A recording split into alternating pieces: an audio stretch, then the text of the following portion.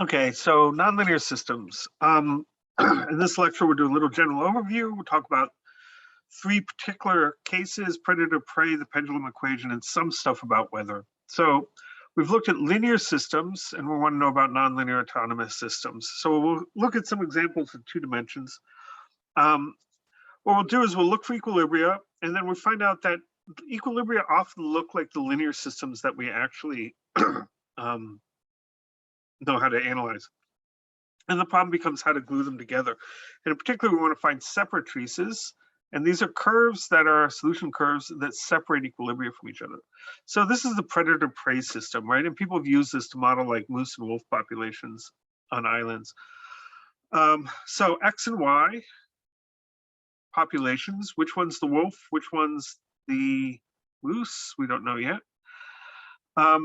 And dx dt, dy dt, these are the rates of change because they're derivative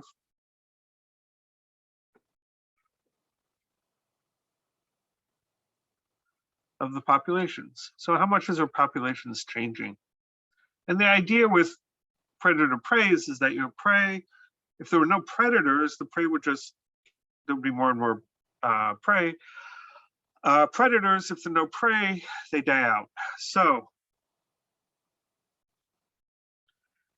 if y equals 0, we would have dx dt equal to 20x. So x is the prey. Here we're thinking this is moose, because in the absence of predators, dx dt is positive, and so we're getting more and more animals, right?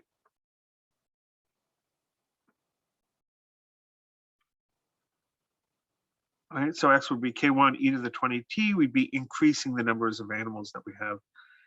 If x equals 0, we would have dy dt is minus 9y, right? If x is 0, this term goes away. So y must be our predator, our wolves.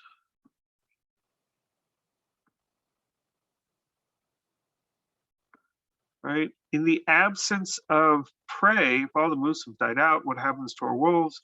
Y equals k2 e to the minus 9t, right? Negative exponent means we're decaying. So this is our moose population. This is our wolf population. So what do the XY terms mean?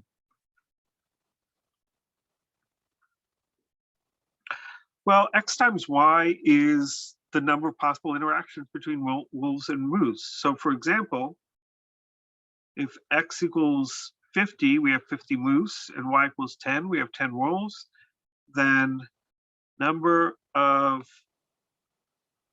meetings is 500, right? Each wolf could run into one of 50 other moose. So XY can be thought of then as how often can a moose and a wolf interact? And what do we know about the terms XY? Well, a negative sign means that that decreases the moose population. Interactions are bad for wolves, for moose, right? Because if moose encounters wolves, they die out. And this term is the penalty for moose running into wolves. Here, we have a positive sign, and so wolf meeting moose is good for wolves, right? Because then they get food. And so that increases the wolf population. Interactions between wolf and moose decreases the moose population.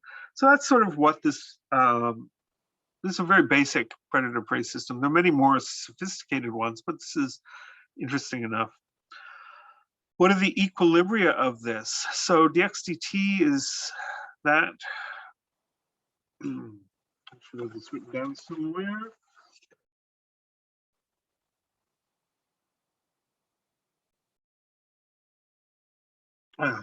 So equilibria.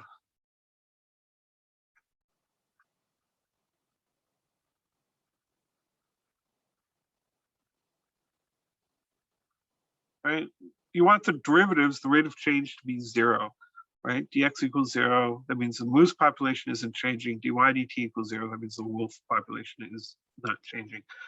So our equations are, if I copied them down correctly, 20x minus 5xy, that's the rate of change of our moose, and dy dt equals 3xy minus 9y, that's the rate of change of our wolves. And we want these to be equal to 0 to find the equilibria. So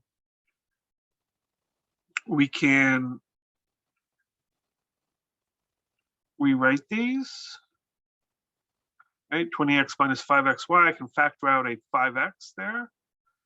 And then I've got 4 minus y. And the dy dt equation, 3xy minus 9y equals 0. And I can factor out a 3y out of those. So that gives me 3y times x minus 3 equals 0. So my equilibria can be, well, I could set x equal to 0. That sets the first equation to 0. But if x equals 0, that means that y has to be equal to 0 as well in the second equation. Because if we set x equal to 0, the second equation becomes minus 9y equals 0. So that's one equilibrium. The other equilibrium, we can set y equal to 4. That makes this term equal to 0. But if y equals 4, this becomes 3 times 4, which is 12, times x minus 3, which means x has to be equal to 3. Right, and if you think about the units, right, x and y are probably like in hundreds of moose, so maybe 300 moose and 400 wolves is an equilibrium. Great. So here is the slope, no, not the slope field, the vector field for the predator-prey system. And we've got two equilibria. One is at 4. Oh, I've got my numbers backwards. 3, 4, which is here. And one is at 0, 0. And what these are they're telling you at each point, right, what my solutions are going to be. And so I think I have my numbers. No, I don't have them right. X equals 3. So this is the moose population is X. And this is the wolf population. So what do we know from this? If we're sitting at this point, which is 10, I don't know, 11.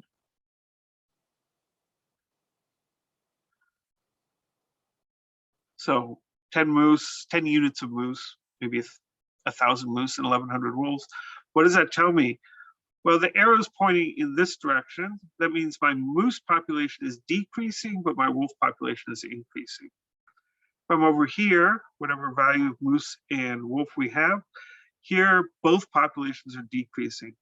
We have so few moose that the wolves are dying down, but we still have enough moose to, we still have enough wolves to kill off our moose. And over here, we have very few wolves, but we have plenty of moose, and so our moose population is picking back up. So here's our equilibrium. What does our solution curves look like?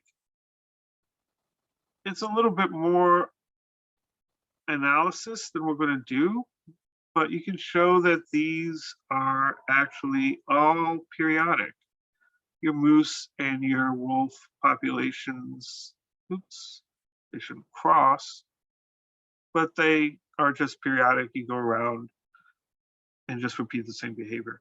So note that if your wolf population ever gets really low, what happens? Well, your wolf population is still big enough to eat moose, and then there's so few moose, it takes a while for the population to rebound, and then the population of both wolf and moose of wolf is very low, so your moose population is rebounding, and then you get lots of moose, and then you also get lots of wolves, and then they go back down. So one thing, if you stray far away from this equilibrium, right, you end up with crashes. Our moose population crashes here, our wolf population crashes here. If you stay next to the equilibrium, right, then you don't see any dramatic crashes in either population. This is one of the reasons why mosquito control is tricky, right? If you try and kill off all the mosquitoes if you don't quite kill all of them off, they tend to rebound very spectacularly. So what's going on elsewhere? Well, out here, here, and here, those correspond to negative values of moose and wolf, so we don't really think about that. But, you know, as a mathematical thing, what we actually have is these solution curves come down this way and out that way. They come up here and out that way, and they come up here and out that way. And then here they're coming down and out. So this point, 0, 0 looks like a saddle. And the equilibrium 3, 4, which is in here, that looks like a center.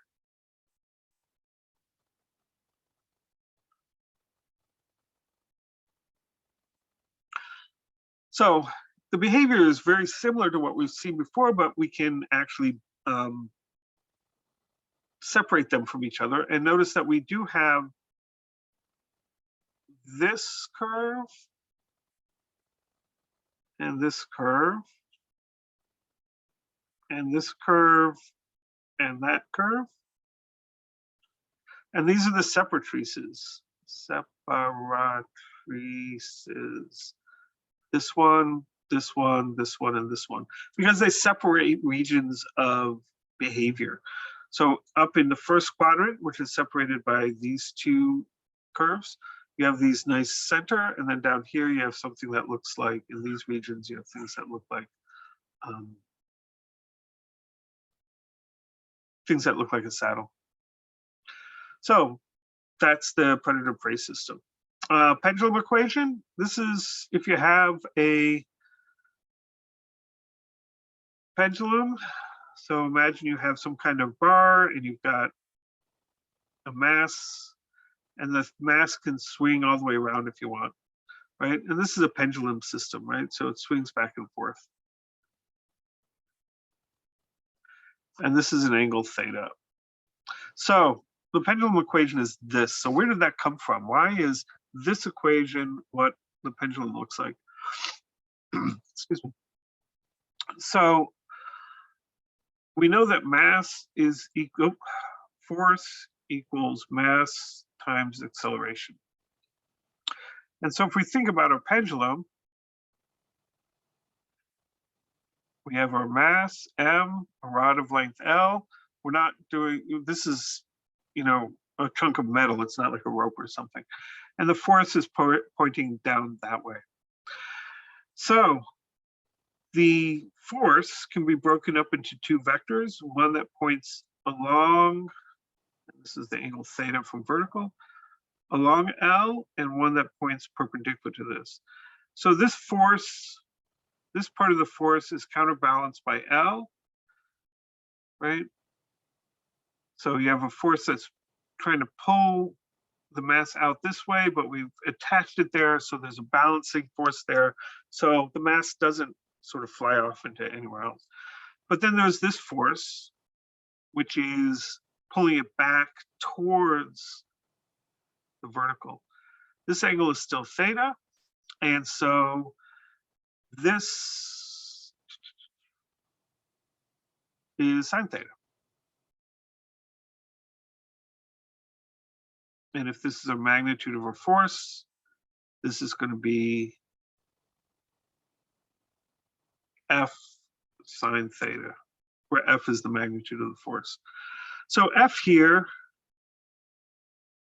is is just M times G, minus mg, where G is our gravitational constant. So that's the force. The minus sign means that it's pulling it back towards perpendicular. And this should be equal to mass times acceleration, or minus G sine theta equals d squared s dt squared. S is the motion of the pendulum. So S is the distance from here to here. It's how far the thing is swung. Now S is equal to L times theta, right? This is the radius of a circle. So S is L times theta. And if we plug that in there, then d squared S dt squared becomes minus g sine theta equals L d squared theta dt squared. And finally,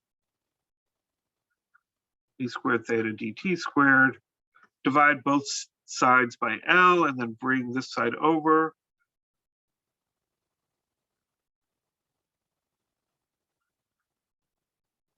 So that's where it is. So we have a force, F sine theta, but F is force of gravity minus mg. And so minus g sine theta equals d squared S dt squared. S is the distance you travel. It depends on how long your radius is, which is L, and it's given by that relationship. So there it is. So what's a nonlinear system of two equations? We'll say velocity is d theta dt, and then dv dt, our usual conversion to two systems, is d squared theta dt squared. This is really angular velocity. And that equals minus g over L sine theta. So d theta dt equals v, dv dt equals minus g over L sine theta. And this term makes it nonlinear because we've got a theta term there. So what are the equilibria?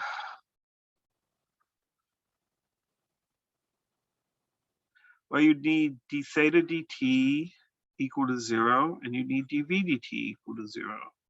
So at equilibria, you're not changing your position, you're not changing your velocity. So this would require v equals 0, and this requires that minus g over L sine theta equals 0. So that means theta has to be 0 or pi or 2 pi dot dot dot, or minus pi or minus 2 pi dot dot dot dot. Great. So it's a nice system of two equations, so we can graph it, right? We can graph a vector field whose components are these, and you get this. So this is the phase plane for the pendulum.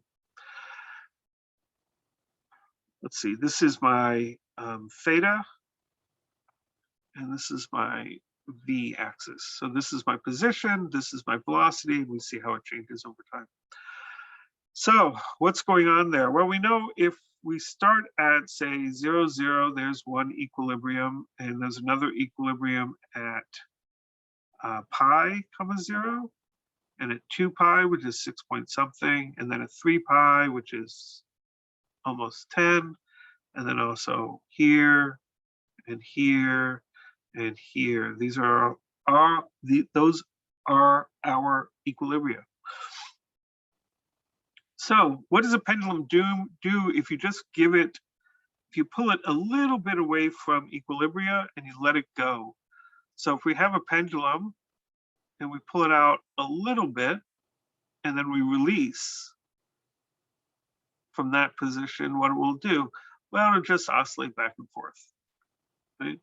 And so if we start here, what it will do, it just oscillates back and forth, right? This one looks like a center. But what happens if we pull it out this high, pull it out this far, and give it lots of velocity? So we pull out our mass out to a certain point. So we raise theta to be something, and we give it a lot of velocity. What's it going to do? Well, it's just going to spin around like this, right? So if we started with a very high velocity, say up here somewhere, our pendulum just oscillates, right? So theta starts at 0, it goes to 2 pi, right? That's one spin around, and then it goes back to 2 pi. That's another spin around. Notice that when it's at the bottom, right, at 0, that's when it's moving the fastest. It has the highest velocity. When it gets up to the top, right, when it's at pi, that's when it's got the lowest velocity. So its velocity oscillates. It's fastest at the bottom, slowest at the top. And same thing here, but this is just going in the other direction. Right? This is giving a lot of velocity, but spinning it in the other direction. Okay, so in here, this is the same sort of thing, except we rotate it once and then we let it go. So we're going pretty much the same kind of thing. You have nice circles here. Everything is periodic with respect to 2 pi. So for small values of theta or initial conditions, we get a bunch of centers. But what about these ones? Those don't look like centers. In fact, they look more like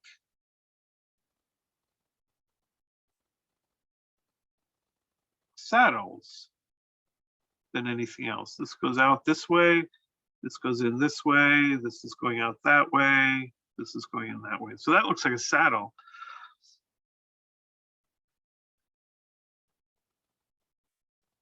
And what does that mean? Well, this equilibrium here, theta equals pi and v equals 0, that corresponds to the mass standing on its edge. It's an unstable equilibrium. If you're at this equilibrium and you move a little bit away from it, right, you fall off the saddle and you just start rotating or oscillating.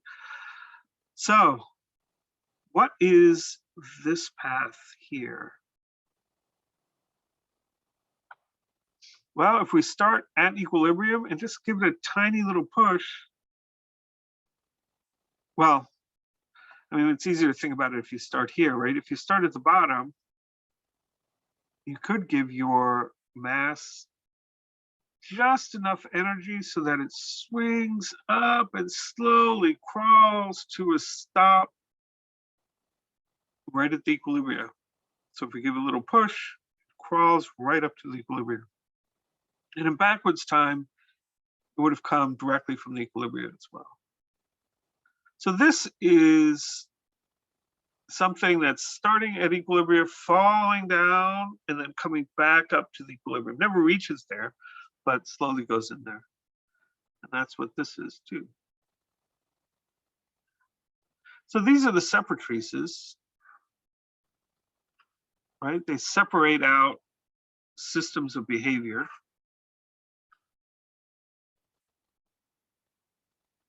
Right? The pendulum can either oscillate back and forth, or it could just spin around madly. And the separatrice is that singular solution that pushes you up and just ends standing straight up. And so that gives us analysis of what a pendulum behavior does. So here are equilibria. We've got centers and saddles. The saddles give rise to these separatrices that separate the oscillatory behavior from the spinning behavior. So finally, here are some pictures of weather. These are wind patterns from Friday, March 25th, 2022 that I found online. And so what's going on here? I'm going to zoom in a little bit so we can see this a little bit better. Let's see, there we go.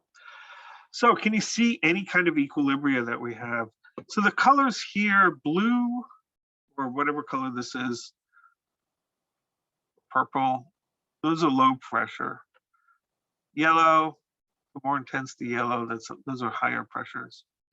So here, we have an equilibria here, and we've got a spiral going in, right? So there's a spiral source, right? There's another one here. Remember that wind at an equilibrium should generally not be very strong, right? So we have another source, stuff spiraling in there.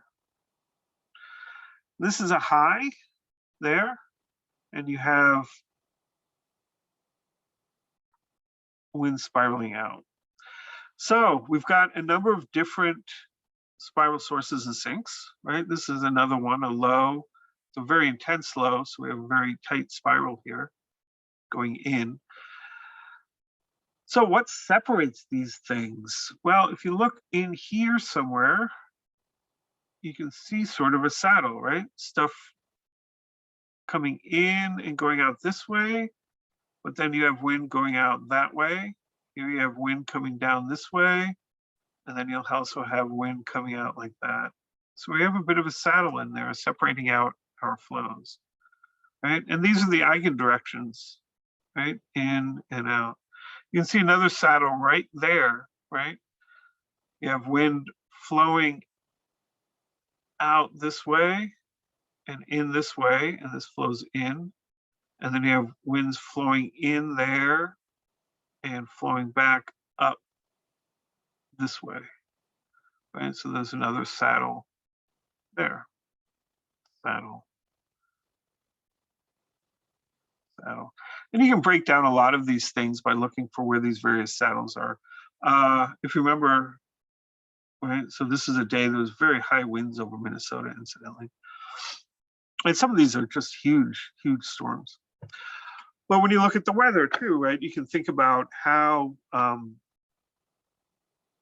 the equilibria that we've seen, right, correspond to spiral sources and sinks. Right, lows are spiral sink. That's my low there, and another low over there, another low over there, and highs are spiral sources. The spiral comes from the fact that the Earth is rotating, right? High means high pressure, so you've got a lot of air, and once you push away from that, low means low pressure, air wants to go in and fill that in, so you get a sink where you have low pressures, you have a source where you have high pressures, then you have saddles that sort of separate your systems from each other. So one of the things is, why is it called a saddle? This is pretty much the same day as this, and this actually has what are called isobars on them, these little lines. And they tell us where the high pressures and the low pressures are. So we have over here a nice low pressure system, and that corresponds to this one, just at the bottom of Lake Hudson. We got a low pressure system here and here, and that's these two over there. And then a high pressure system down here, where winds are spiraling out. Here's where winds are spiraling in. Oh, I'm going to get the direction wrong. Spiraling in should be this way.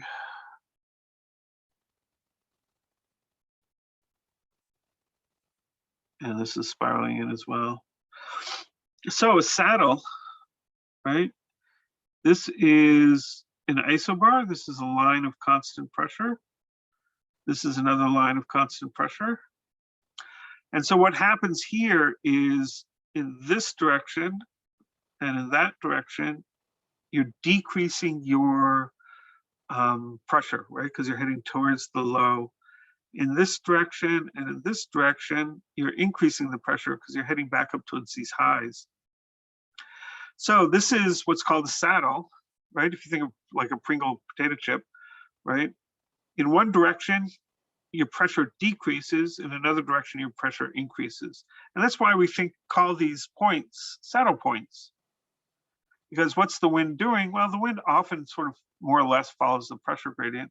So the wind is coming in here, right? It's flowing away from the high systems, and then it flows down into the low systems. And it spirals as it does that because of the rotation of the Earth. And so if you think of, if you've taken vector calculus, right, you get these saddle points. And they're the same kinds of things that you see in ordinary differential equations, right? A saddle can be associated with something like, in this case, with pressure that is decreasing in one direction, but increasing in the other direction. And so that's a little look at nonlinear systems. Okay.